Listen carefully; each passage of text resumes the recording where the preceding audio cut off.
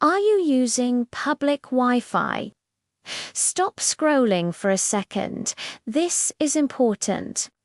Public networks can be a playground for hackers, but you can protect yourself in just a few simple steps. First, never log into your banking or other sensitive apps when you're on a public network. It's just too risky.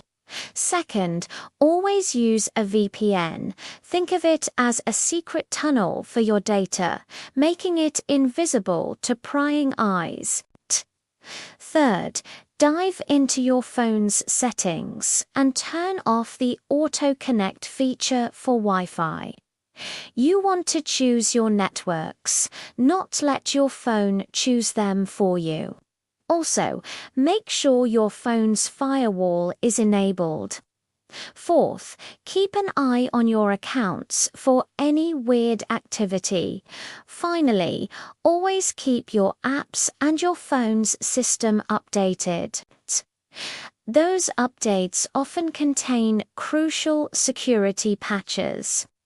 Stay safe out there, and for more tips like this, make sure to subscribe.